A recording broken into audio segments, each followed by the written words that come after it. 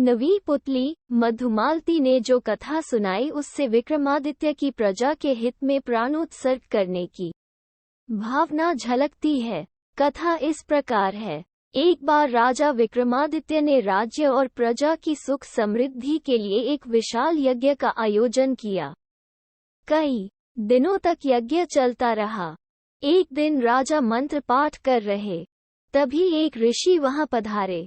राजा ने उन्हें देखा, पर यज्ञ छोड़कर उठना असंभव था। उन्होंने मन ही मन ऋषि का अभिवादन किया तथा उन्हें प्रणाम किया। ऋषि ने भी राज्य का अभिप्राय समझकर उन्हें आशीर्वाद दिया। जब राजा यज्ञ से उठे, तो उन्होंने ऋषि से आने का प्रयोजन पूछा। राजा को मालूम था कि नगर से बाहर कुछ ही दूर पर वन में ऋषि एक गुरुकुल चलाते हैं जहां बच्चे विद्या प्राप्त करने जाते हैं। ऋषि ने जवाब दिया कि यज्ञ के पुनीत अवसर पर वे राजा को कोई असुविधा नहीं देते। अगर 8 से 12 साल तक के 6 बच्चों के जीवन का प्रश्न नहीं होता। राजा ने उनसे सब कुछ विस्तार से बताने को कहा। इस पर ऋषि ने बताया कि कुछ बच्चे आश्रम के लिए सूखी लकड़ियां बीनने वन में इधर उधर घूम रहे थे। तभी 2 राक्षस आए और उन्हें पकड़कर ऊंची पहाड़ी पर ले गए। ऋषि को जब वे उपस्थित नहीं मिले तो उनकी तलाश में वे वन में बेचैनी से भटकने लगे। तभी पहाड़ी के ऊपर से गर्जना जैसी आवाज सुनाई पड़ी, जो निश्चित ही उनमें से एक राक्षस की थी। राक्षस ने कहा कि उन बच्चों की जान के बदले उन्हें एक पुरुष की आवश्यकता है जिसकी वे मां काली के सामने बलि देंगे। जब ऋषि ने बलि के हेतु अपने आप को उनके हवाले करना चाहा तो उन्होंने असहमति जताई। उन्होंने कहा कि ऋषि बूढ़े हैं और काली मां ऐसे कमजोर बूढ़ी की बलि से प्रसन्न नहीं होगी। काली मां की बलि के लिए अत्यंत स्वस्थ क्षत्रिय की आवश्यकता है। राक्षसों ने कहा है कि अगर कोई छल या बल से उन बच्चों को स्वतंत्र कराने की चेष्टा करेगा तो उन बच्चों को पहाड़ी से लुढ़काकर मार दिया जाएगा। राजा विक्रमादित्य से ऋषि की परेशानी नहीं देखी जा रही थी। वे तुरंत तैयार हुए और ऋषि से बोले, आप मुझे उस पहाड़ी तक ले चले।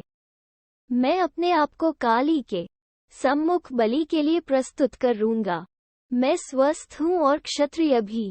राक्षसों को कोई आपत्ति नहीं होगी। ऋषि ने सुना तो हतप्रभ रह गए। उन्होंने लाख मनाना चाहा, पर विक्रम ने अपना फैसला नहीं बदला। उन्होंने कहा, अगर राजा के जीवित रहते उसके राज्य की प्रजा पर कोई विपत्ति आती है तो राजा को अपने प्राण देकर भी उस विपत्ति को दूर करना चाहिए। राजा ऋषि को साथ लेकर उस पहाड़ी तक पहुँचे। पहाड़ी के नीचे उन्होंने अपना घोड़ा छोड़ दिया तथा पैदल ही पहाड़ पर चढ़ने लगे। पहाड़ी वाला रास्ता बहुत ही कठिन था, पर उन्होंने कठिनाई की परवाह नहीं की। वे चलते चलते पहाड़ा की चोटी पर पहुँचे। उनके पहुँचते ही एक राक्षस बोला कि वो उन्हें पहचानता है और पूछने लगा कि उन्हें बच्चों की रिहाई की शर्त मालूम है कि नहीं। उन्होंने कहा कि वे सब कुछ जानने के बाद ही यहाँ आए हैं तथा उन्होंने राक्षसों से बच्चों को छोड़ देने को कहा। एक राक्षस बच्चों को अपनी बाहों में लेकर उड़ा और नीचे उन्हें सुरक्षित पहुंचाने आया। दूसरा राक्षस उन्हें लेकर उस जगह आया जहां मां काली की प्रतिमा थी और बलिवेदी बनी हुई थी। विक्रमादित्य ने बलिवेदी पर अपना सर बलि के हेतु झुका दिया। वे जरा भी विचलित नहीं हुए। उन्होंने मन ही मन अंतिम बार समझकर भगवान का स्मरण किया और वह राक्षस खड्ग लेकर उनका सर धड़ से अलग करने को तैयार हुआ। अचानक उस राक्षस ने खड्ग फेंक दिया और विक्रम को गले लगा लिया। वो जगह एकाएक अद्भुत रोशनी तथा खुशबू से भर गई। विक्रम ने देखा कि दोनों राक्षसों की जगह इंद्र तथा पवन देवता खड़े थे। उन दोनों ने उनकी परीक्षा लेने के लिए ये सब किया था। वे देखना चाहते थे कि विक्रम सिर्फ सांसारिक चीजों का दान ही कर सकता है या प्राणोत्सर्ग करने की भी क्षमता रखता है। उन्होंने राजा से कहा कि उन्हें यज्ञ करता देख ही उनके मन में इस परीक्षा का भाव जन्मा था। उन्होंने विक्रम को यशस्वी होने का आशीर्वाद दिया तथा कहा कि उनकी कीर्ति चारों ओर फैलेगी।